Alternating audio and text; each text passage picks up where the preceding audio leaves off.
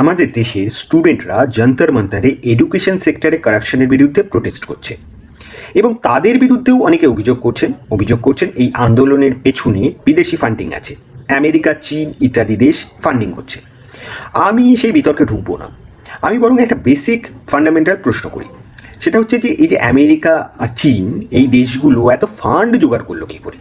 মানে আমেরিকা তাও বনেদি বড় লোক, কিন্তু চীন তো আমাদের মতোই গরিব দেশ ছিল। একথা অস্বীকার করার কোনো জায়গা নেই যে আমেরিকা বা চীন প্রযুক্তিগতভাবে, অর্থনীতিগতভাবে আমাদের দেশের থেকে অনেকটা এগিয়ে আছে। কেন এগিয়ে আছে? আচ্ছা, একটা জিনিস আমরা যদি দেখি যে চীন বছরে প্রায় 10 লাখের মতো পেটেন্ট অনুমোদন করে, আমেরিকা করে বছরে গড়ে 3.5 লাখের মতো পেটেন্ট অনুমোদন, আর আমাদের দেশে গড়ে মোটামুটি বছরে 1 লাখের মতো পেটেন্ট অনুমোদন হয়। আমেরিকা তাদের জিডিপির 5.4% এডুকেশন সেক্টরে বিনিয়োগ করে, যেটা প্রায় 154 বিলিয়ন ইউএস ডলারের কাছাকাছি।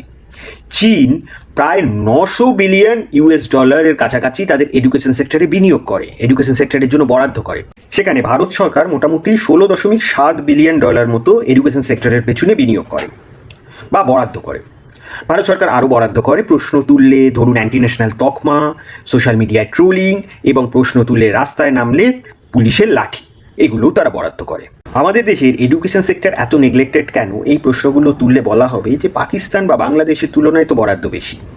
এদিকে আমাদের দেশের তুলনা যখন করা হবে, আমাদের দেশের উন্নতির কথা যখন বলা হবে, বিশেষত ভোটের আগে, তখন বলা হবে যে আমাদের দেশকে পৃথিবীর শ্রেষ্ঠ অর্থনীতিতে পরিণত করতে হবে, কিন্তু তুলনা করার সময় আসবে পাকিস্তান এবং বাংলাদেশের সাথে তুলনা। ধুস, কথাই বলতে ইচ্ছে করে না।